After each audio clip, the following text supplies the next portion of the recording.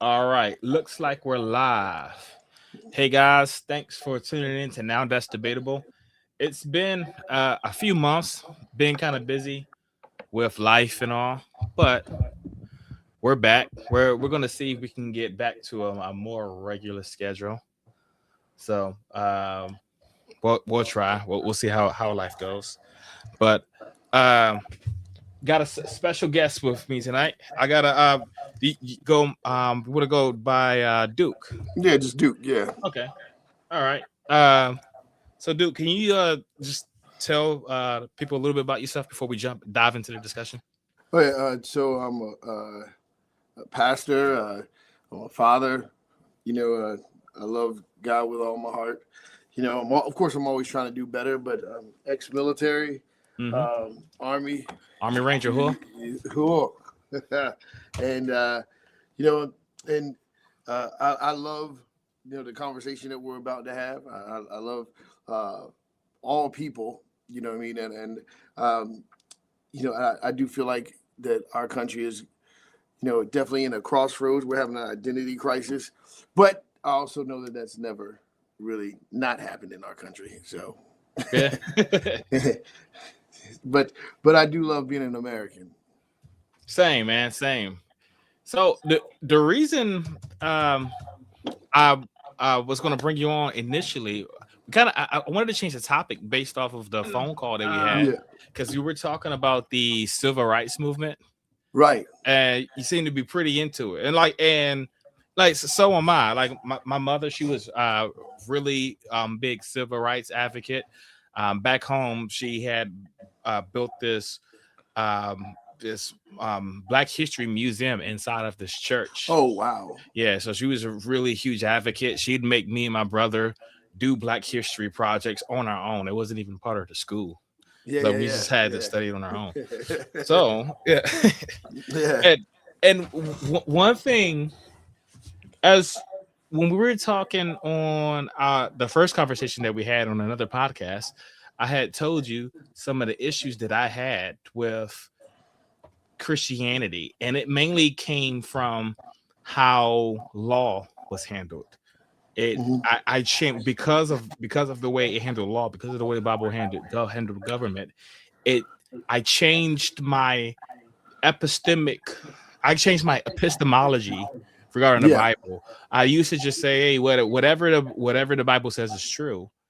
Right. And after I had started looking at the how it treats law, I started performing critical analysis on it. And one of the huge problems I have as a black man, the Bible does not seem to be on my side. Mm. Right, when it comes to civil rights, even like some of the more basic questions, like should you own slaves? Mm. Like the Bible, in my opinion, doesn't even get that correct. I mean, and now today, even the KKK, they'll dismiss slavery. They'll say that I was wrong. Mm. Yeah. So, slavery Hmm. in the Bible. The one thing people need to understand is that just because things happen in the Bible, uh, it doesn't mean that God necessarily approved it. Even when God is instructing His people through it, because God's God's dealing with broken man, not the man that He created. God's Okay. dealing with broken, fallen man, and so I use this analogy. It's probably a bad analogy, but uh, there was two types of people when it came back in my day. When it came to chords, Hmm. there's the people that see a whole bunch of chords bottled up and behind the TV, and they would either throw them away and go buy some new chords. Well, the other type of person was the type of person that would sit there and untangle the chords. No matter how bad it was, they would take all day to untangle the chords. And God is the type of God in his character is the type that untangle us from messes that we create. And so slavery is just a messy situation that humans did to one another. Humans did that to each other, and you watch God untangle us uh, out of that. You're not going to see where God approves it. Not only that. Now Even Okay. if God did You approve it. said we won't see the God approve what in particular. Well, I didn't say he. What I'm saying is that he'll use it, but it's not that Mhm. it's his nature. It's not that he approves it, but he will use it. You know, because humans are nasty creatures in the first place. You know what I mean? So Sure. I'm not. I know I'm not a humanist at all. I think humans without God are extremely dangerous. Uh, you know, so say if God isn't real, then humans are the worst things ever just to create that, to create the Okay. concept of God. So So when you say like God would use it, you're saying like so he'll tell people to own slaves or it's okay to own slaves, but he still thought it was wrong. oh, Is that what you're absolutely. saying? Yeah, so God will to when you're looking at someone who's operating in sovereign power, God's not Mhm. afraid of the things that we are afraid of. He doesn't think of things the way that we think of things. He doesn't see it the same way. Um, So like for example, in Leviticus 25, it says purchase. You says you may purchase your slaves from the heathen nations around you. That sounds like a support of slavery. not And now support. you're saying God wasn't supporting it. Yeah. He was just saying you can use it. Oh, it's a system. It's what did he get? What did he do? He gave man dominion over the earth. Man chose to use that dominion over each other. And then he's telling his people, okay, all right, since you guys are doing this, Mhm. this is how you're gonna do it. This is how you're gonna do it. But the idea, you can see it throughout history. The way he uses it is every time that the people of God wild out, that he would send them into oppression. Like, hey, like there's outside of obeying me, there's nothing left but slavery. But the difference then, so when God would send, you said like when God's people would wild out, he sent them into captivity, right? That's because the people of Israel was doing things contrary to his command. Always. In Yeah. Leviticus 25, if you own slaves, you're not doing something contrary to his command. You're doing what God told you you're able to do. Now, think about this. No, let's say I'm just a guy, and that's literally what I am. Mhm. Now, God tells me I can purchase the slaves from the heathen nations around me. I don't know what God is thinking. All I know is what he tells me. Mhm. How would I know based on what God's instructions says that slavery is wrong? Because he's telling me I can do it. Right. And also there's other things that he thinks are wrong that he actively condemned. Mhm. Like for instance, he went after murder. He said adultery is wrong, etc. Right? And so like coveting, jealousy, like there's a bunch of other things he said is wrong. But now with Right. slavery, he's doing this has this weird strategy. Oh yeah. Well, that's because of the fact that humans are dangerous creatures, and So for my question is like, how do you know the difference between something that God is condemning versus something that God is just using for his benefit or purpose or whatever? not necessarily his benefit. Does it bring order to humanity? That's the biggest thing. It's not just for his benefit. It's Mm-hmm. saying that hey, if I don't bring, if there's not order under control, like say for example the Tower of Babel, he used confusion, right? He used confusing their languages to divide them. Even though God is a God of unity, he wants us to unite, to be together, but he used confusion.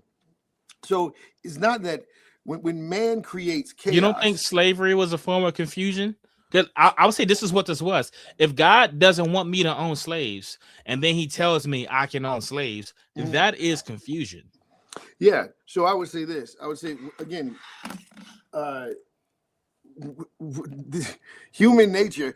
Okay, watch this. Look in prison. There's very little difference between what happens in prisons and what a lot of slavery was like. Actually, there is a big difference. There is a big difference. We were way more chaotic. You're talking about like mankind, bro. Like we talk about nuking each other, nuclear bombs, and the things that humans come up with. When if we're actually crazy enough to cry out to God, and then not listening to him after saying that we even believe this book, right? So this is a God that can flood the earth and all this other stuff, and then we have the audacity to not listen to him, right? That's no, how. but here's the thing. So the people who were owning the slaves, they were listening to God. Well, not all. They of them. said, "Purchase your slaves from the heathen nations around them." Yeah. That's exactly what God told them to do. Right. So now, as a black man, right, as a descendant of slaves, of how could I look at this and determine that God is opposed to slavery? Well, I don't think he is opposed to slavery. Well, okay, watch this. Put it this way. That's what I'm saying. That's what I thought you were I saying, don't- that is no, not I'm in saying his that nature. he'll use it. I'm not saying it's his nature. He knows how to like. I don't think God's opposed to slavery. I mean, he knows how chaotic we get. I mean, he's not Right. confused about. Does God think slavery is good, or does he think it's bad? Well, I think that he thinks it's not necessary, but we've created it. Yeah, right. I mean, nothing is really necessary. But what I'm asking is, when God looks at slavery, does that make God happy, or does that make no? absolutely? No, Okay. it won't make God happy. So But we're not dealing with a God.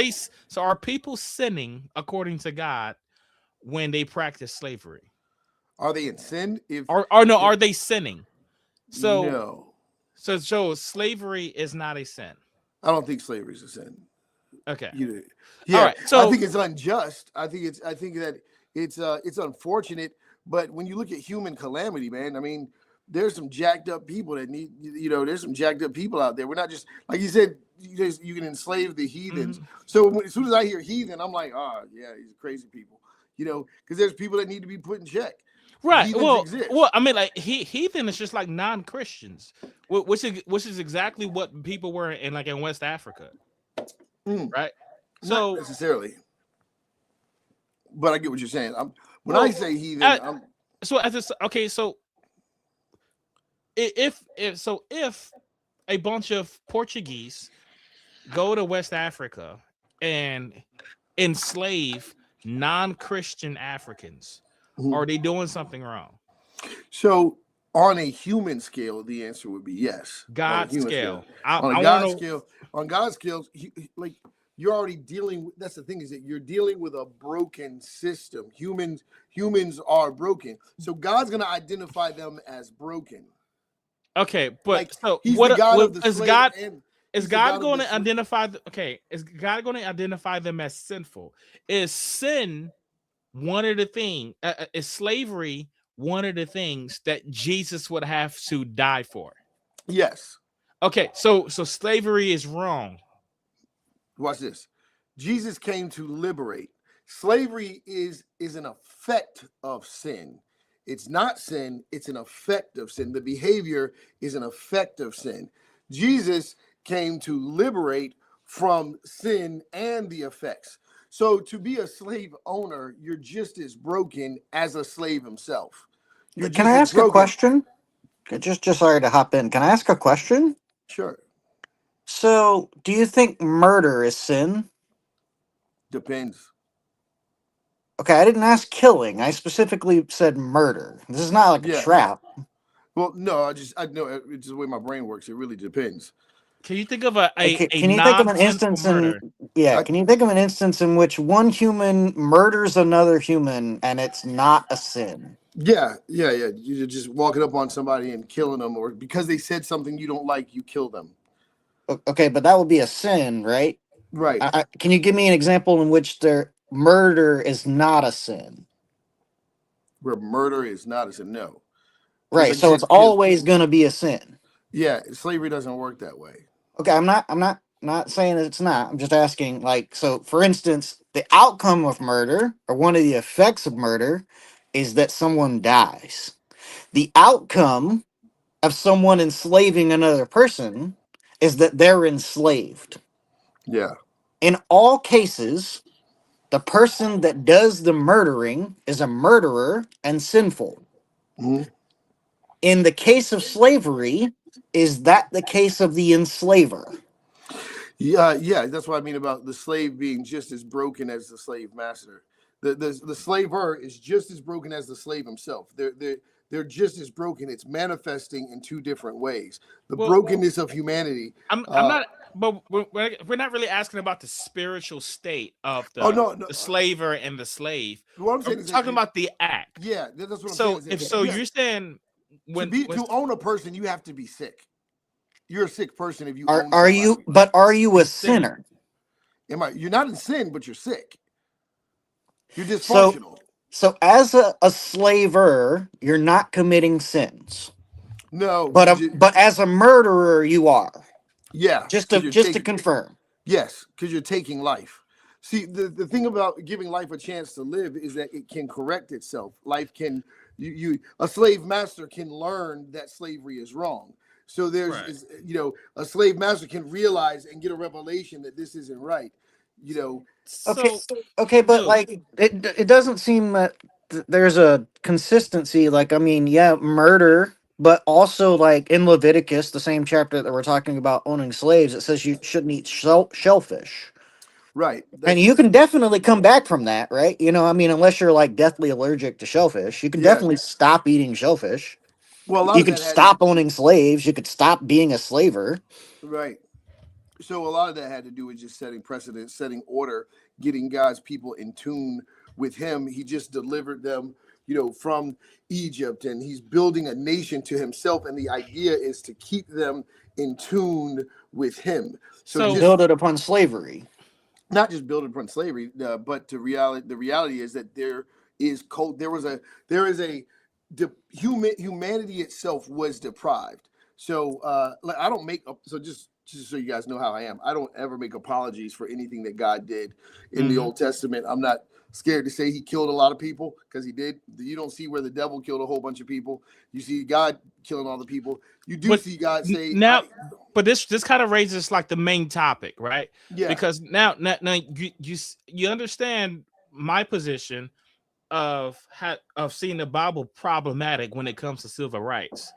Because now you said slavery isn't wrong. So when yeah. we're telling people not to own slaves, on what moral basis can we say that? They aren't doing anything wrong. Well, so this is the thing. This is what I'm saying is that when I look at the decision, if God allowed slavery, it's for a reason. I mean, I can try to speculate and figure out why, but it's for a reason that only He understands. I don't understand it all. I can only look at the scriptures and see where He told people how to treat one another. He even told people how to treat slaves. And what I see God doing is then I watch Him, also. He says that you can do this through slavery, but He also sends a liberator for those who are oppressed. And so there's this idea that But He's the one that oppressed them in the first place. well, I'm talking about Right. His people. What I'm saying is that there's Yeah, this but not idea the rest of us. But dude, Right. you see, that's Yeah. there's the problem. Well, no, it is Right? us and them. Because It is a us no, and them. I'm not Jewish. I mean, I don't Right. think. Well, no. Now- Well, so here's the thing. so- So you say that, but you have to look at it like this: Genesis 12, the Tower of Babel, they were all together, right? Humanity was all together speaking one language. He takes one out, takes Abraham and his wife out, and of course, some of Lot's family they follow, right?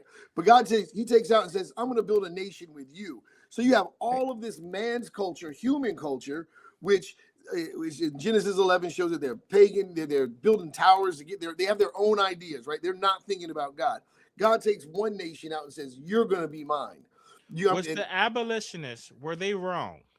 Because because remember, no, slavery was okay, right? So now, according to the Bible, Harriet Tubman would have been wrong. She's sinning. Right. So no, she's stealing property. No, that's completely different. And I'm gonna tell you why. Because it's all about God's timing. His timing is profound. His timing is so sometimes slavery is wrong, but sometimes it isn't. Like it was okay at a point, but then when Harriet Tubman was taking the slaves, then it was wrong. It's all about the will of God. So to me, it's all about the will of God. When you're dealing with corrupt man, because man has his own will. Man has his own will. So again, man's idea was slavery. Instead of the Europeans, when they came over here and they broke away from Great Britain, they didn't go say, "Let's look to the Lord and see what He says." They were like, "Hey, we need to go into the slave trade." But if they had looked to the Lord, He would have said, "Purchase your slaves from the heathen nations around you." Possibly it was a legal business at the time. Right. You know, I mean, yeah. Thanks to God, right? They were Christians. If they're listening to God, if they look to the Lord for instructions, they would have been practicing slavery, and they would have kept practicing yeah, it. I mean they did.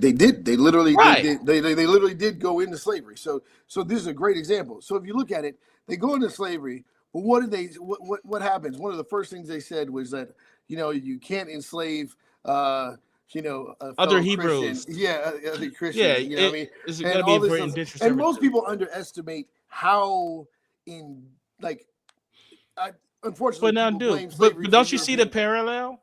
Oh yeah. Back in the antebellum South, like you couldn't enslave a white person. Right.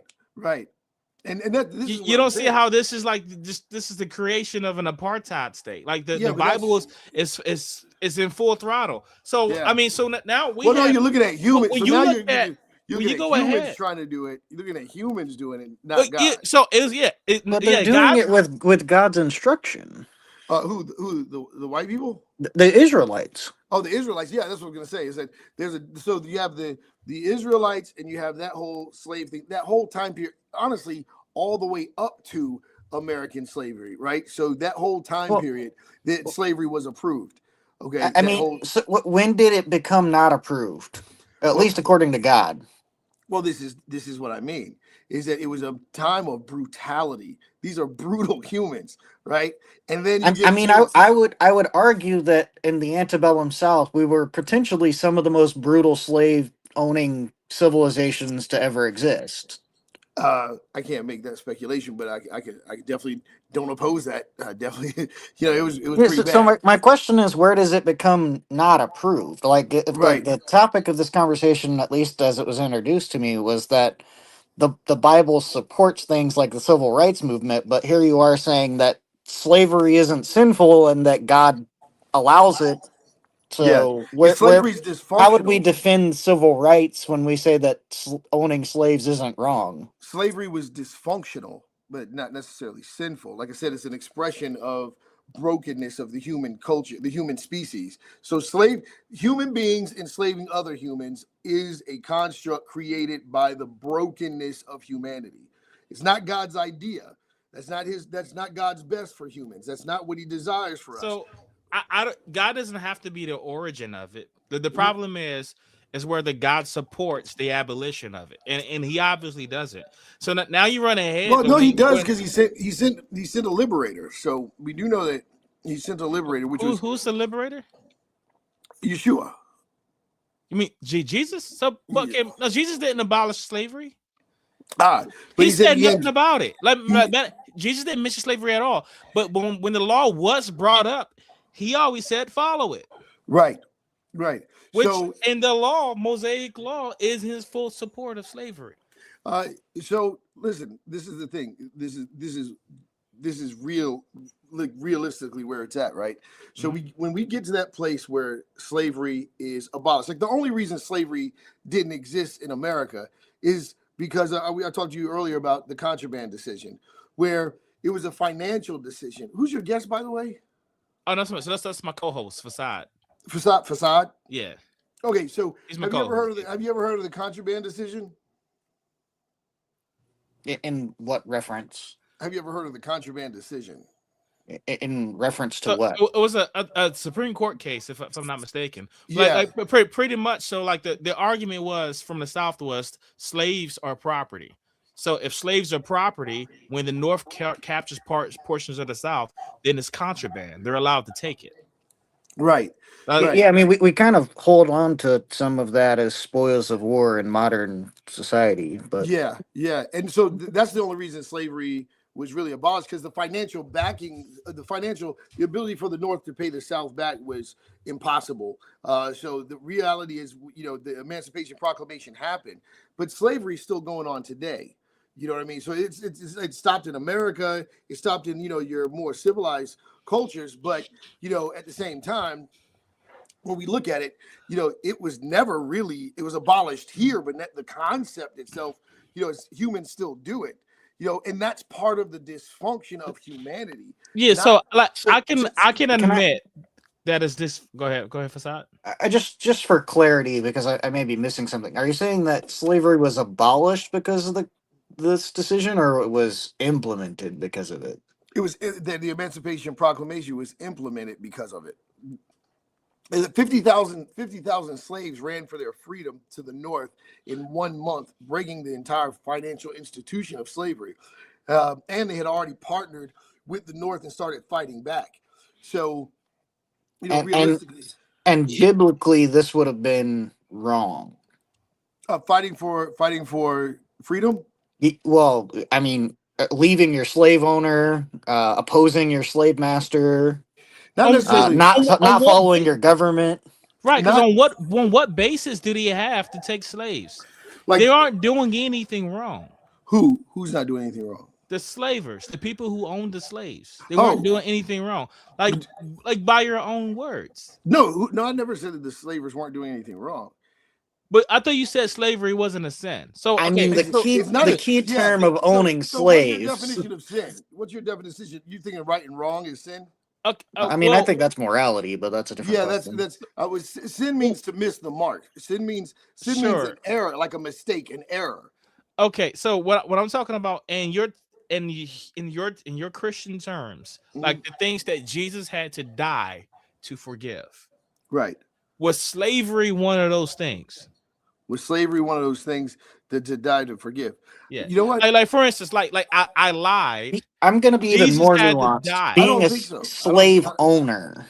Yeah, I don't think so. I don't think it was one of those things. Okay. Yeah. So and that's right, and that's exactly what I think Fasad thought you were saying. So like, yeah, I don't think it was one of those things because again, when you look at the brokenness, now would a person get to a revelation that they, especially if they put someone in slavery, would they get to a revelation as they're pursuing God that this is wrong, and this should not be? I do think they would, because it's part of human dysfunction. So where would that revelation come from? It's not wrong. If the more you pursue God, the more you pursue God, because what's going to inevitably be happening. No, but dude, but this is a contradiction. Like pursuing God has nothing to do from if you get a revelation, according to you, if we get a revelation that says slavery is wrong, that did not come from God, because God does not think slavery is wrong. No, I'm talking about evolution, a revelation through an evolution of thought, a consciousness thought. Like, so the more I pursue God, right? The more I pursue God, and I see how God wants us to be free, the more time I spend with God, what I'm going to realize is if I had slaves, right, I'm going to go, this is not of God. He doesn't want this. This is human construct. This is greed. This is abuse. This is not right that I should treat these people this way. And then I would. But that's wrong. But that's not true, though. That's not true according to you. Slavery is not wrong. No, slavery is dysfunction. It's put it this way. Okay, but dysfunction. Hold on, because I want to make sure I'm clear about this. I'm clear about this because I don't want people thinking that I agree with slavery. I'm not saying that I agree with slavery at all. I don't think you're saying that either. Yeah, like it's because I'm not asking whether you agree with it personally. No, let me it's about whether or not it's sinful. That's what I'm saying. Is that because sin is not just isolated to good and evil. Sin also means error, right? It means error. Like we call them mistakes. You see what I'm saying? So I would have to take what I said back. It would be sin because it is an error, because I said it was dysfunctional. So that's slavery is sinful. So because I would have to say it is sin. So when God said you can purchase your slaves from the heathen nations around you, he was telling them something sinful. No, this is the dysfunction part. This is why I said it's not just in the issue of right and wrong, but dysfunctional. So God is working within the corruption of mankind's system. But God is being dysfunctional because because you look at other acts, murder, adultery, coveting, right? Slavery, right? Like all of those things, right? And he explicitly condemns them. He says, you shall not murder, right? Now, with slavery, you're saying he takes this opposite approach. Yeah. Whereas I don't think he wants you to know that is bad by telling you to do it. Well, the thing is that if you look at historically, listen, man, human beings are, you got to think about what humans are the ones enslaving, right? Mhm. Humans are the ones doing the beating, and humans are the ones doing the raping, and humans are the ones doing the murdering, and humans are the ones doing all this stuff, right? So humans are really the problem. God is saying, hey, my people, if you're going to do business, especially because he knows these same humans, they got to do business with each other. They got to own land together. They got to, they got to create culture together, right? So now God's going like, okay, if you're going to do business with these slaves or these, you're going to purchase slaves, but you're going to treat them this way. You're not going to beat them this way. You're not going to do them this way, and he's working within the corruption. He's correcting within the corruption. But he just outright condemns other things like eating shellfish or committing adultery. Right, but he's also very, very much aware of how deprived humanity is. So, like, he can say, hey, don't do this. Like, there's fathers out there that know if you tell your daughter not to date a certain type of guy, they're going to date a certain type of guy. There's certain things you can control and certain things you can't control. Even God, being a father, knows that he gave human beings the ability to choose if they're going to listen to him or not. So why give the law at all? Because there are going to be people that choose to listen to him. Just because there's people that choose not to listen to him doesn't mean there isn't people. But if you listen to him, then you're going to have slaves, because he said you can purchase your slaves. He said you can. It doesn't mean you will. He said you can. Yes, right. So if you listen to him, whether you purchase why didn't he say you shouldn't own slaves? That way, he didn't say that you definitely should own slaves. He's just saying you shouldn't, not necessarily you will. Yeah, because according to the way you're interpreting that, it will just make it a personal preference. Oh yeah, well it is. Well, then it's not sin, then. No, I'm talking. It's just a preference. No, you took the God part out of it. For human beings, it's just a personal preference. For human beings, I've seen humans on such a corrupt level. Like, so for me, I guess because I've seen the depravity of humanity, there are people that justify so much evil, right? That they do, and it's pure evil, right? And when I look, would you say that murder's worse than slavery? You're taking life, so you don't even have that. Once that life is gone, it's gone. So okay, you don't have a chance. And so when God makes a command about something that is absolutely depraved, like the taking of another human life, he's very clear and forward that you shouldn't do it. Right. Thou shalt not murder. One of the 10 commandments.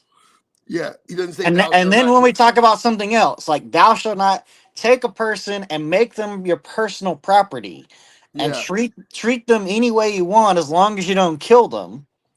Yeah. And then he says, oh, you can do that because that's just like people. I know how depraved they are. They may go and kill people and I can tell them don't do that. But if I tell them they can go and abuse people and treat them as property, they may rebel against that argument. But he didn't. So I'm going to tell them they can. But he didn't say that, though. That's what he did say. That's literally what Leviticus 25 says. Leviticus 25. First of all, one of the things is that I want to look at the words Ivad that genuinely means servants, right? So these were servants. Now, I do believe that abuse took place because you are still dealing with humans. When I look at the story of Abraham and Sarah and Hagar, this is one of the biggest problems that I had with it. They had a servant girl, and in their culture, this is how deep that slavery concept goes. Obviously, this is before the law. It's so dark and twisted because God tells Abraham and Sarah they're going to have a child. Sarah doesn't believe it. It says, "Oh, take one of the slave girls and just get her pregnant." And and that always bothered me. That was always like, wait a second, but this is the situation.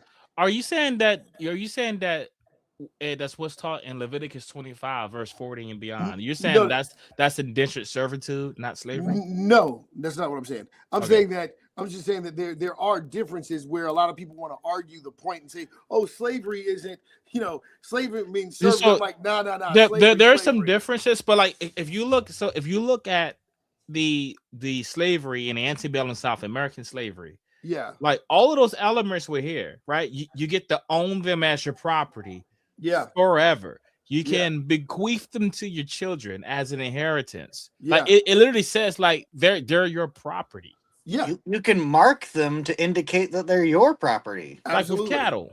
Right. And so Right. So the thing is that so don't forget we're looking right now, right? We're looking right now.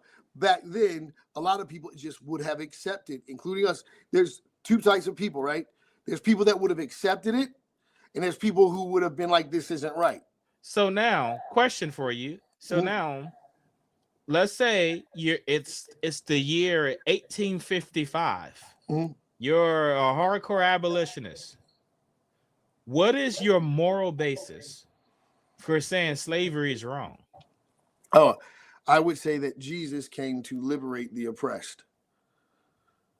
That Jesus came to liberate the oppressed. Okay, but Jesus also told me that I can own slaves.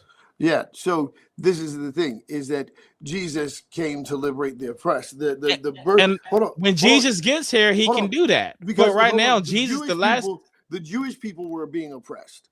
So before you see where the Jewish people were, he was saying that basically you're going to be like other cultures, right? So you're going to be like other cultures. So if these other cultures have slaves, you're going to have slaves, and that's what mankind does. So these are human constructs that God is working within.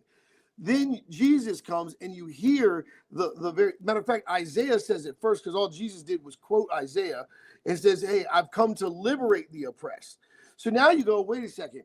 This entire time, this was about like God was allowing them to have this man's idea. Like here's what man comes up with, and I'm going to work within man's constructs. But the idea is to bring man out of bondage.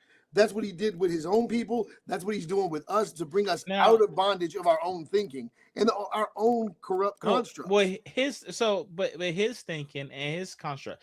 I mean, even if you say that there were strictly ours, when I own a slave, I have the backing of God. Well, so if you take God out of the picture, and what if you're so if you take God out of the picture, you're gonna. I don't know how do you justify slavery. No, this is what I'm saying is that's making it seem like atheists didn't have slaves. No, right. I don't know. I don't know of any slaveholder in the South that was say they were atheists. I don't know. Yeah, but this is the thing. You couldn't defend slavery on atheism. Wait. It has nothing to do with it. This is too important. Okay. First of all types of people had slaves, from atheists. Don't forget, especially coming from maybe I'm not saying, but it's not. There's nothing about atheism that supports slavery. Well, no, the Bible does. No, well, that's what I'm saying. Actually, you're making the same point that I'm making. But my point is that there were Christians, non-Christians, all types of people had slaves. It was such a common factor. It was such a common factor. No one got the revelation that slavery was wrong, except for a few people. As a matter of fact, slavery was abolished in Europe almost 400 years before America figured it out. Okay, so when you start seeing the suffering of people, cruelty, don't forget the Roman oppression that took place overseas, over there. Not just the Roman oppression. Before that, you had Alexander the Great, who was enslaving people. So it's not just that it was a Christian construct. This was a human construct, and people justified it through their religion, why they could do these things. Through the Bible. And God made that pretty easy to justify. But here's the thing, right? when we focus on that, but every religion had a justification. But the difference is God offered a solution to it. I got a question for you, and then I'm gonna push a little forward into the civil rights movement. This is good stuff. But quick questions. Let's say you're God, and you want people to eradicate slavery. Would you give instructions like what we see in Leviticus 25:44? If I want them to eradicate slavery? Yes. No. I mean, right. But you're talking. That's what I'm saying. So like this is nonsense. No wise person, no wise God. Hold on. Would ever give instructions like that. Let me tell you something. Let me push back. Okay. Let me talk. As someone says, I'm double talking. Well, let me double talk. Okay. Because here's what I will say. If I have full acknowledgement of what type of humans I'm dealing with, and they are cannibalistic, crazy, doing terrible stuff. Yeah. Like I would say, hey, either wipe them out, enslave them, whatever. There's certain people, you're talking about human depravity. I'm talking about guys, these were some messed up people. Mhm. All right. We keep And now making you this, and you gave them the ultimate moral justification because they got the backing of God. but here's the thing. Watch this. Here's the thing.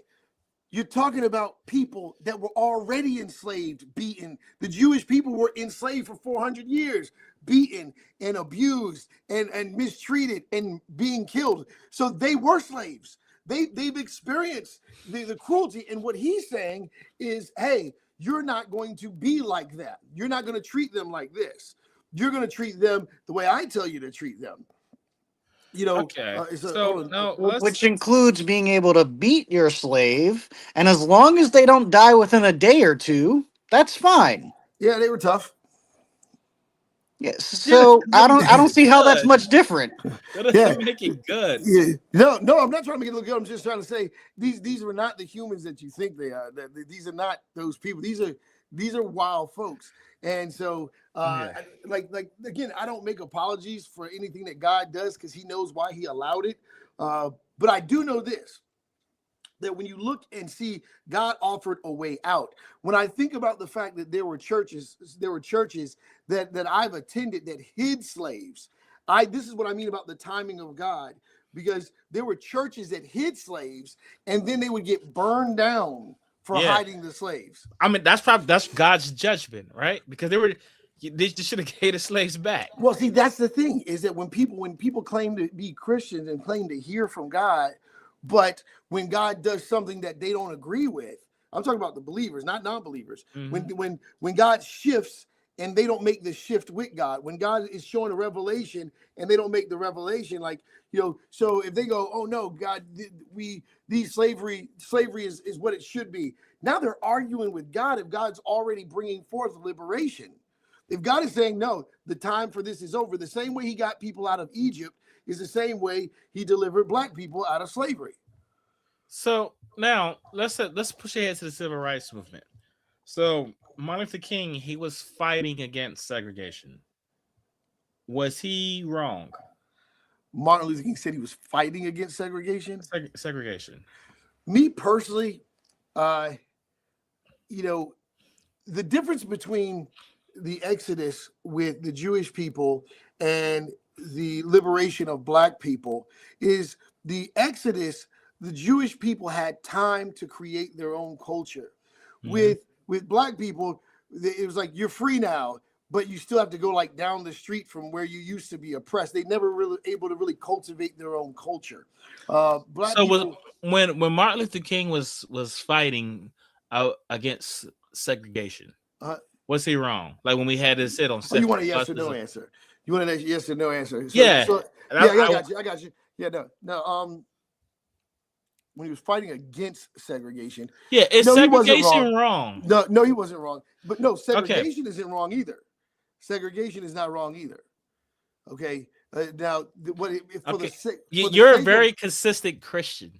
Yeah, you're very consistent because the Bible does not condemn segregation either. Yeah, it supports it in Romans 13. Yeah, segregation is not wrong either.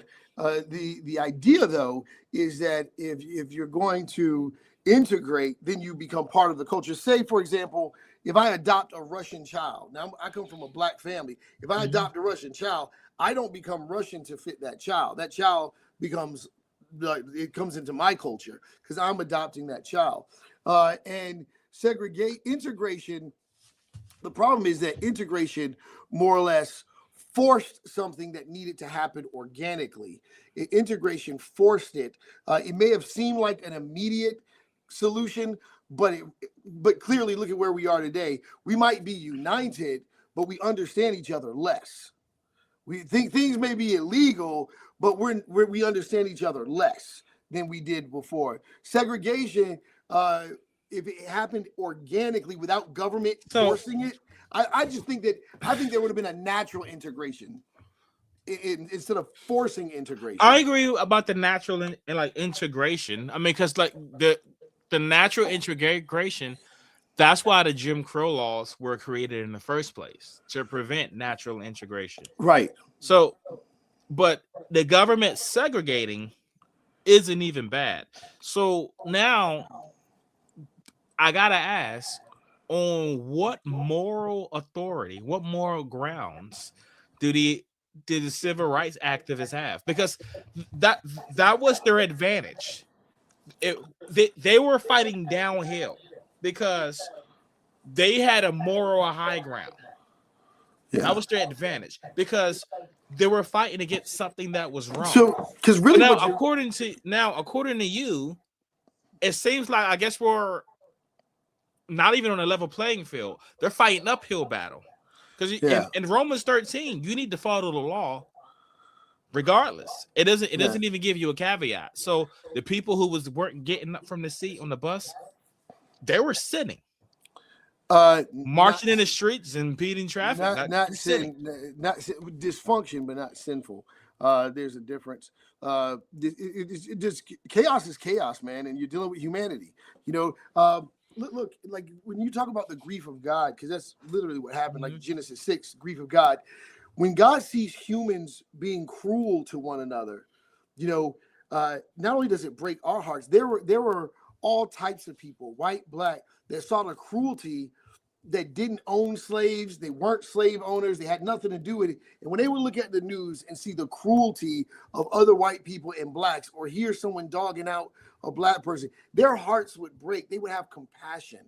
So this lets me know that there's a human heart issue here that we cannot neglect. There's some people that can just accept cruelty and they're like, hey, this is what it is. Now, okay. So let's say you're a Christian. You're in 1940s Mississippi. Okay. You're reading, you want to be treated equal, and you look at the Bible.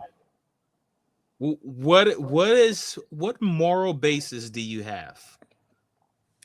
Well, when you look at the Bible, when you see that Christ died so that we could have freedom, and when you see that being a slave master is just as much slavery as slavery itself. It's spiritual bondage, it's mental bondage. You know what I mean? It's not free. It's not a form of freedom. Okay, but slavery isn't wrong. So I'm asking. So let's say like you're in the Jim Crow South now. Yeah, that's what I'm saying. And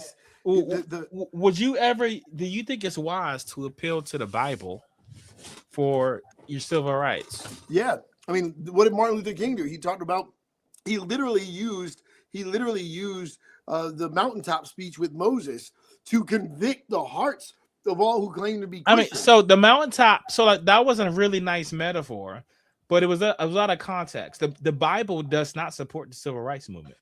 I mean, by your own admission, like it doesn't really support the abolition of slavery. Think about it. They literally came out of freedom. I mean, they came out of slavery, right? So they were slaves. But this is the thing.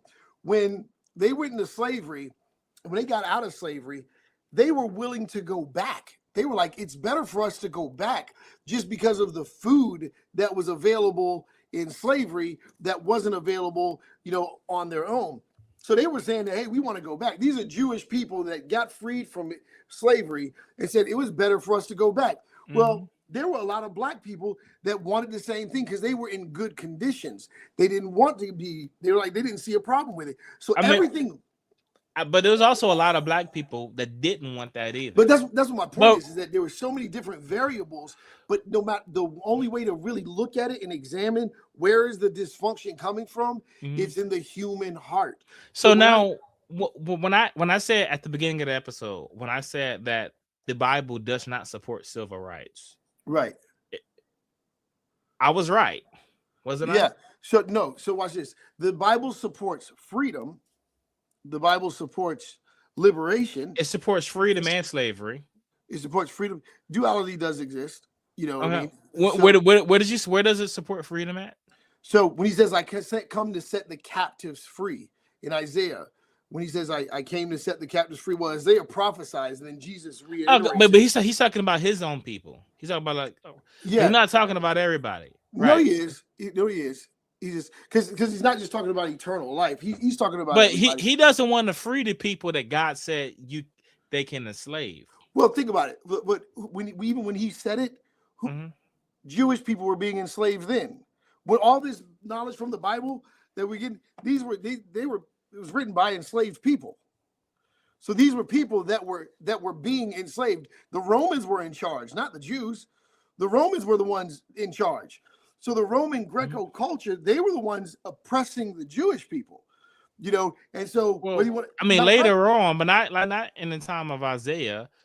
But no, but even then, but even then, we're talking about like in Leviticus, right? Yeah. So this law is given to Israel before they even step foot. Well, and this is what I mean. The promised land. This is where Adam and Eve come into play, because if you notice when he said that man now knows both good and evil, man has become like one of us, both knowing both good and evil, right? Mm-hmm. That battle of good and evil pre-existed Adam and Eve. So whatever was happening, and then you look at Genesis 6 when you have the interference with these supernatural beings affecting humanity, and he says that humans were corrupt, and this is what I mean. So, dude, I want you to do this for me. So let's say you are. It is the year is 1960. Okay. Hold on one second, because I got a question for you. I just got to ask you this question. Do you think that humans were innocent? Is that your perspective, that humans were innocent? Oh no. Okay, but you mean like in what regard, relative to what? Well, I mean like babies are innocent; they're humans. I guess. What do you mean?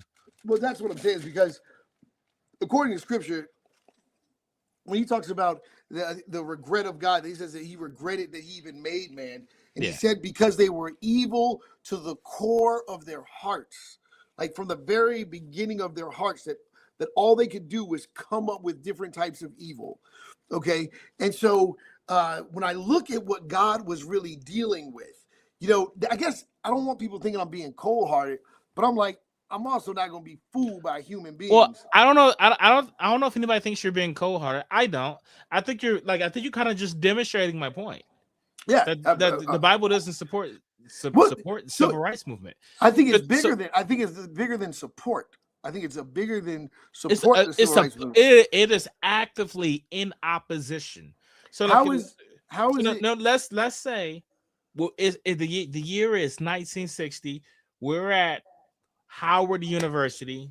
I'm a white guy and I'm a staunch segregationist. I was invited to defend segregationism, right? And you are an avid civil rights activist. Now we're both going to use the Bible to argue our respective points. Do you know what's funny? Who do you think is going to be able to make the stronger biblical argument? Well, one, whoever's in their word the most. That's the biggest truth. Whoever's in their word the most. But this is okay, right? Like right now. So no, I'm saying right now. You're definitely in the word more than I. I used to be in it a lot. Okay, but right now, with the Bible available, here's my point: is that the Hebrew Israelites and the KKK literally have the exact same conversation. They believe the same things. They both use the Bible. The KKK uses the Bible the same way. And what's funny is the KKK wrong in the way they use the Bible. Yeah, they're wrong. I got to interview the Grand Dragon of the KKK. He's definitely wrong. You know what I mean? He's way off. Okay, so what about I don't want to nitpick every single KKK doctrine, but like in regard to slavery. Well, right? no, but they're right on that. There's a logic. But they're right. Okay, they would be right on slavery, even though KKK even denounced slavery. Yeah, and the Bible doesn't. So, but just think about, isn't that wild? Well, that the KKK knows slavery is wrong, right? But God doesn't. No, He does. That's why He came to liberate. But He knows it's wrong. That's why He told them they can have slaves. No. So what's this? He knows that it was dysfunctional and it was not best for humanity. That's why He gave them a revelation of the Messiah. Jesus' name means salvation from whatever it is that's trying to destroy you. Salvation. That's what His name means. Yeshua means salvation. The definition of Yeshua is salvation. So but slavery was set up by like in the context of Leviticus. Slavery was propped up by God's commands. Okay, God did not create slavery. I didn't say that. I said it was propped up by His commands in Leviticus 25. Right. So in that day, so God is saving people from things He commanded. Not things He commanded. A revelation. He commanded the Hebrews to take slaves from Right. the nations around them, and He he said you commanded can. them not to take slaves from other Hebrews. Right. So So watch those are this. two commands God gave. Absolutely. So those are Therefore, he commanded slavery. hold on. What I'm saying is this, but you have to ask the reason why. Because I would rather listen, if I would rather be enslaved by someone who's in the hands of God than enslaved by someone who's not in the hands of God. But it's like saying I'd rather be murdered by a Christian than be murdered by an atheist. You know what? So the difference between murder is your life being taken. If I got the matter of fact, If there's you're a an story. atheist, if you're a slave, your life is being taken. No, Like literally, it doesn't become yours. You you become someone else's property. that's metaphorical because you're still alive you're still alive. Like someone else can get a revelation that is But you wrong. don't own Have your you ever, life. just out of curiosity, you ever read Up from Slavery? No. No? Fun quote from Up from Slavery, which was written by a former slave. He said, when we were on the ships, that we had the option. We had the option of either going to be slaves, knowing the torture and hell that was going to become for us, or we had the option to jump off the ship and die. Right. Do you think that when those are your options, you really have much of a life?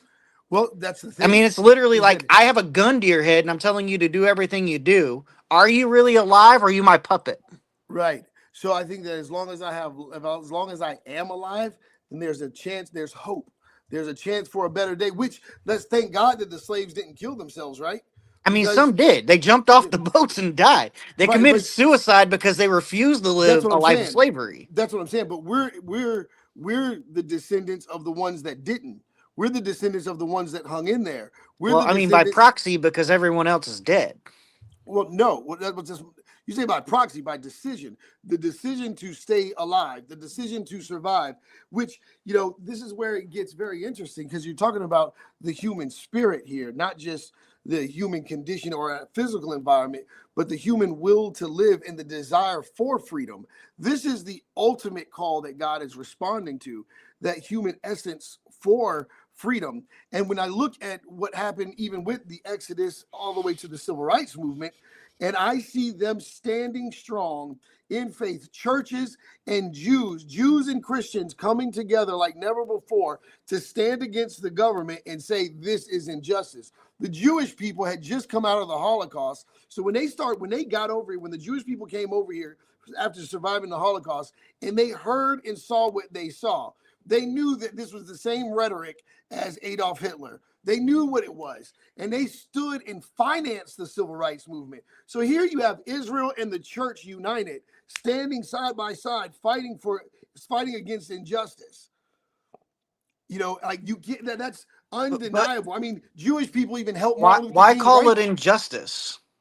because it was injustice. According to what?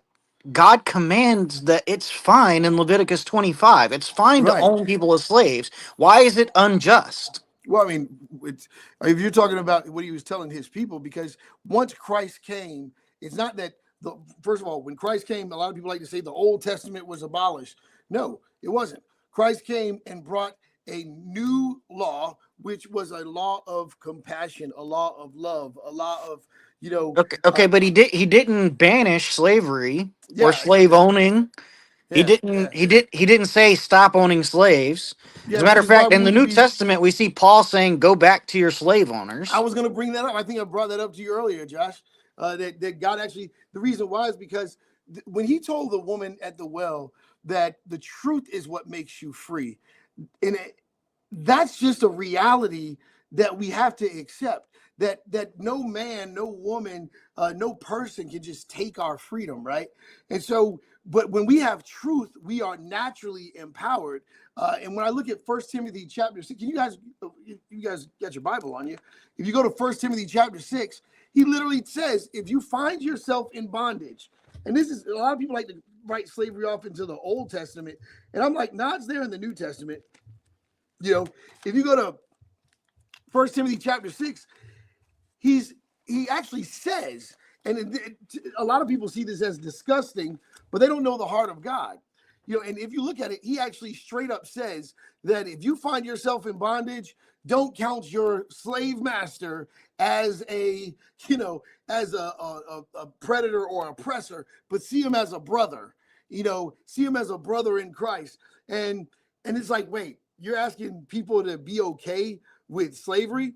Like you're asking people to be okay with being, but then when I think about this war-torn humanity, not just culture, but how abusive humanity is. Do you think God's tactic was a wise way to go about slavery? Considering, because like you're saying, so God's ultimate goal wasn't to have slaves, but he says you can have slaves.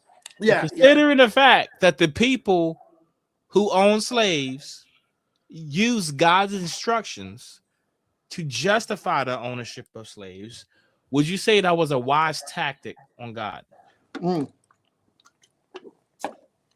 I will never try to be wiser than God. The only thing I can do at my best is try to understand why. Do you think, what if God, by telling people you should murder, was trying to prevent murder? Do you think that would be a wise thing to do? Yeah. So, that's what war is. You go to war to have peace. That's the confusion. That's the duality. No, I'm just talking about we're not even talking about war. Like, I'm talking about just straight up murder. Like, I pick up an axe and go chop my neighbor in the head. Yeah. Like, do you think it like would be wise? Like abortion, just kill a baby because you don't want it. So we can have you back on and we can discuss abortion. No, I'm not trying to switch subject. I'm saying it's the same type of concept, like just to murder something, just to, So if the goal is to prevent that, do you think it's a wise tactic to tell people to do it? Well, once Pandora's box was already open, you don't get to control the consequences. Okay, but what I'm asking is, if, let's say, I don't want my co-host, I don't want Facade to murder people, and so since I don't want him to murder people, I tell him to murder people. You think that would be a wise tactic? Yeah, no. But that's So not what. Now you take that and replace it with someone that you believe to be omniscient. Yeah. So the reason why, and again, that I would say that he had already gave his people distinct instructions through, the law, right? Thou shalt not kill, thou shalt not, right? And you can own slaves, but you can own slaves, right?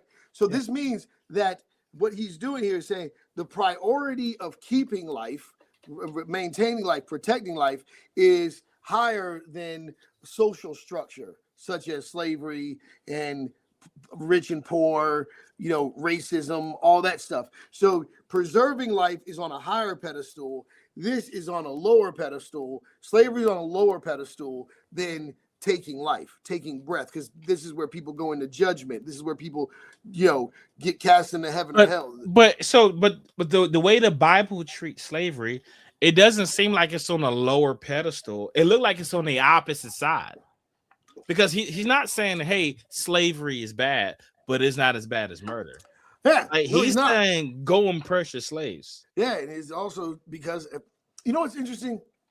There's in Second Kings chapter 5, it's a story about a little slave girl that was an Israelite that got taken by a king Naaman, and her approach, when she's a slave girl, she knows that the prophet can heal him of his disease, and her approach was to say, okay, I'm in this bad situation.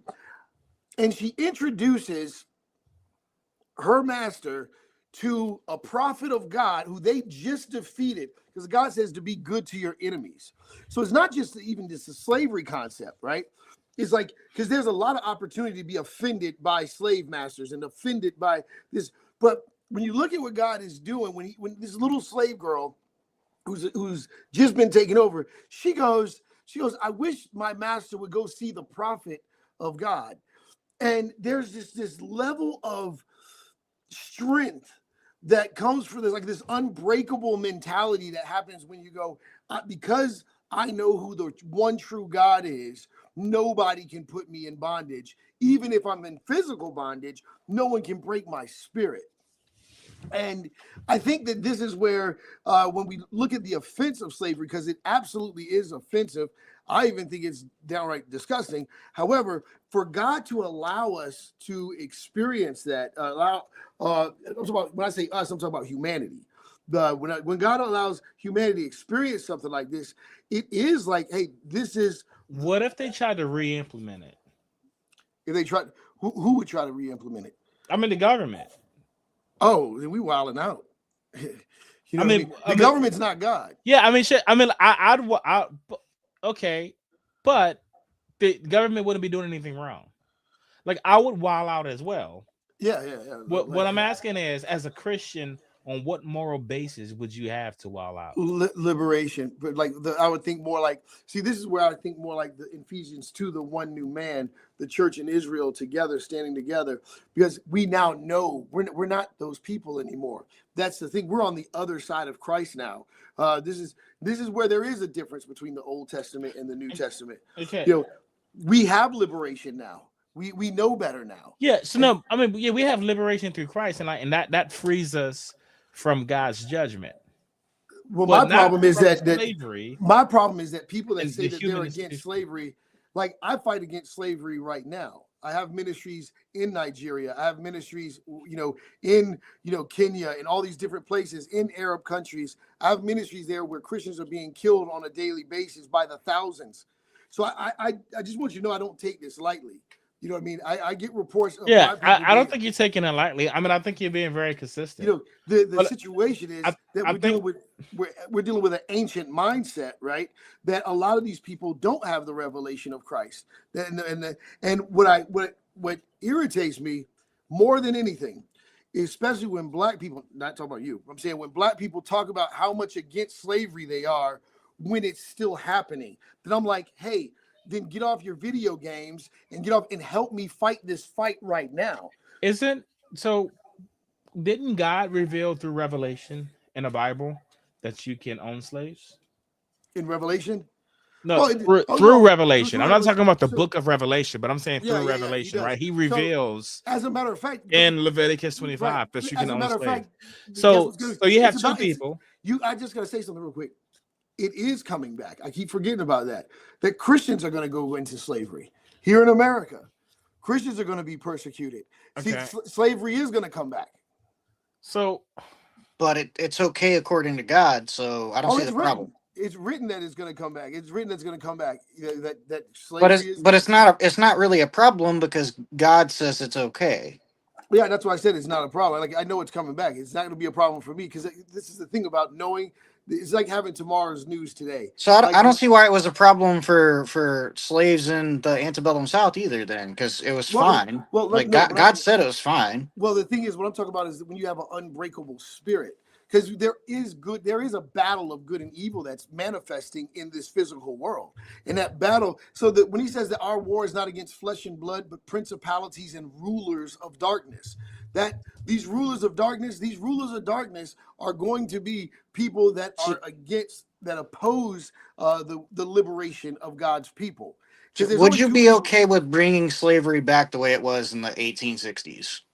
In the 1860s? No, but it's going to happen to us. It's going to happen to me, not you. But why would you oppose?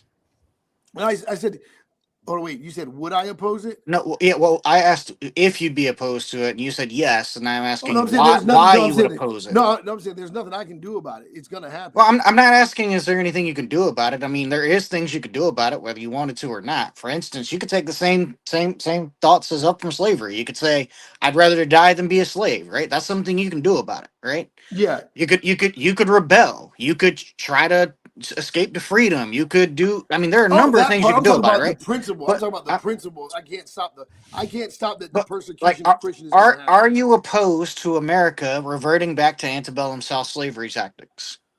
Well, we'll find out real soon. Okay, but like in either case, what verses in the Bible are you specifically going to use to argue against it? Oh, the Isaiah, the scriptures that promote freedom.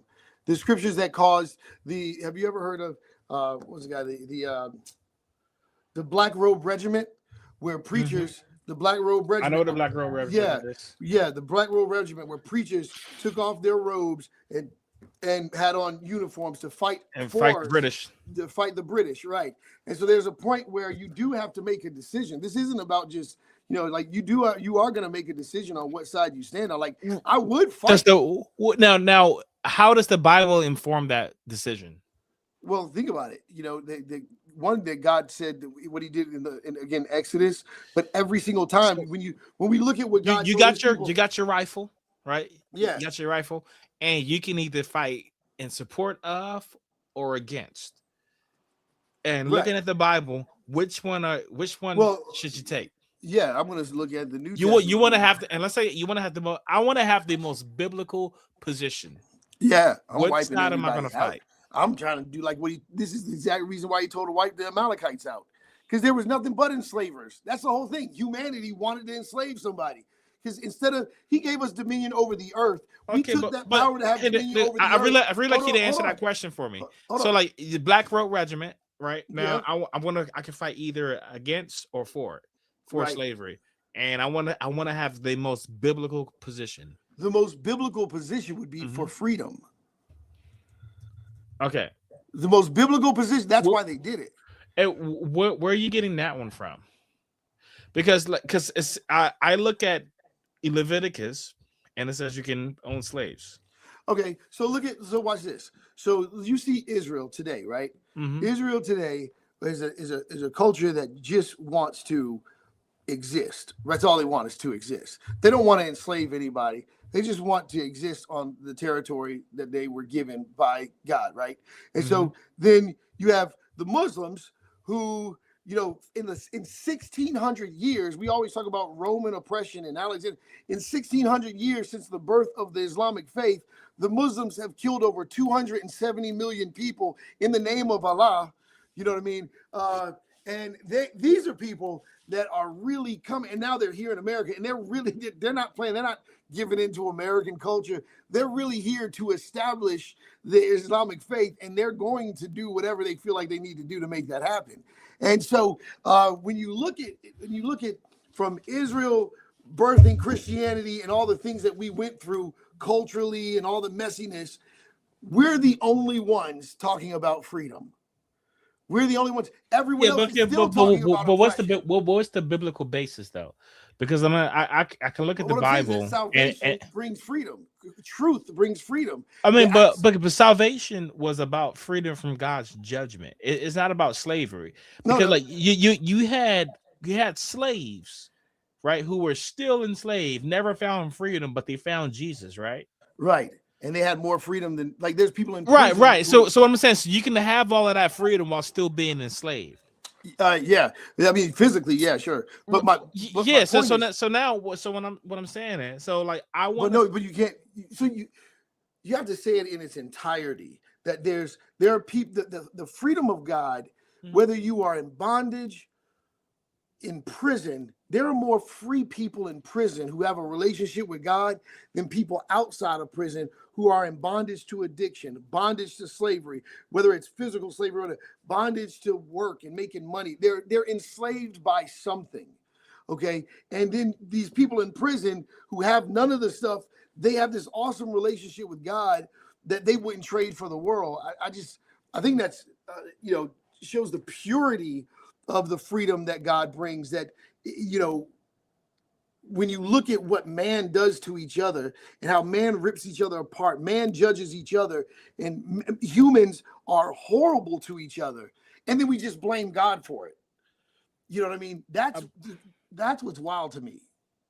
When I'm like, even if you don't believe in God, it's like, if you don't believe in God, then your position should be, man, humans are so evil, they created the idea of God.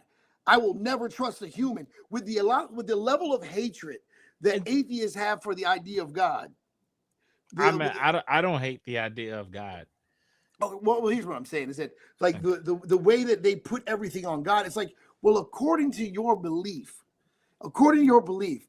if you know that God isn't real, you know without a doubt that God isn't real, then you should have all of that frustration and anger and questioning towards man, towards human beings, Well, not God. I think that's what most atheists would say. Like, I mean, that's my position.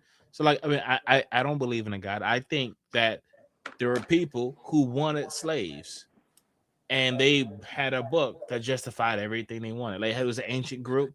They wanted to slave other nations, but not each other, and they made up a God who supported that position. Yeah, but the thing is, They were also misogynists. They had a misogynist God. I mean, that's. But the thing is that there were you're pointing out, because this is what was colonized around the world. This is what was colonized, but you're missing the fact that all these other cultures with all these other different religions, they were doing it. You know, some of them didn't even believe in God. Like Alexander the Great was doing it for pure power. He didn't believe in a God. Right. He doesn't have to. Right. But what he saying was just doing it out of like his desire to dominate.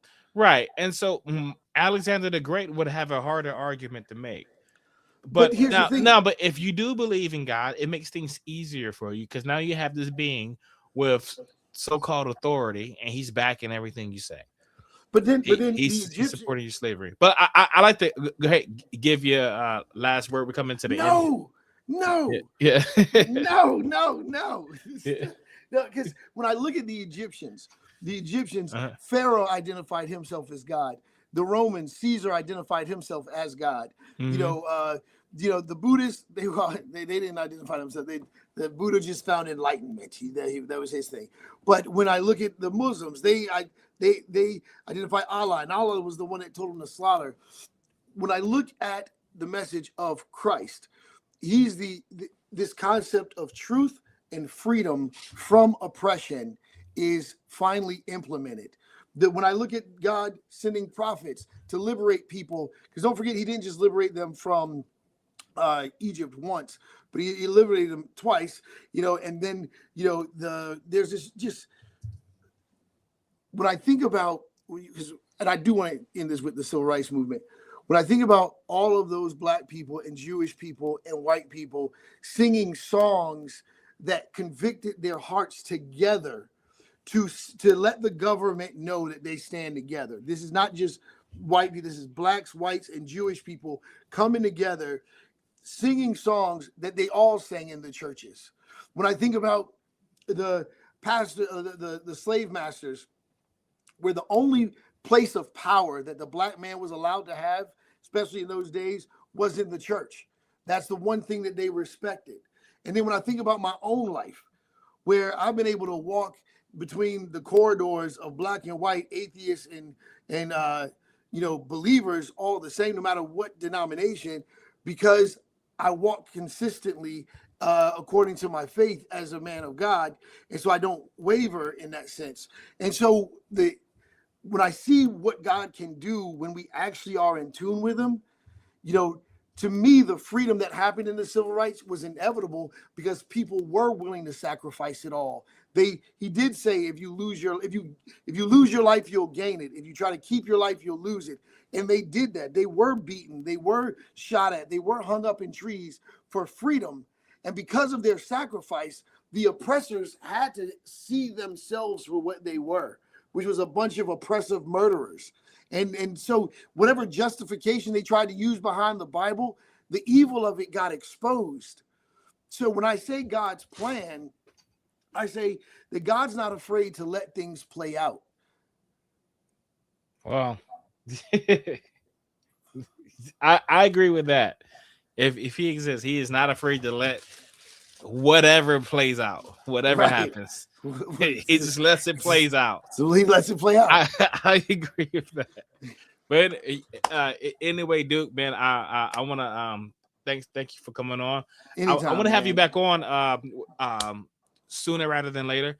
I'm curious about, because you had mentioned, you said abortion was wrong, and I guess I want to challenge you on that. I want to challenge you on what the Bible says about abortion, and just my actual position on abortion. Gotcha. And so we can have a really fun conversation there. Yeah. But yeah, man. Anyway, guys, I want to thank y'all for checking out the stream. I will see y'all later. And Duke, don't hang up yet. But I'll talk to you off there. But all right, thanks, guys. I will catch y'all later.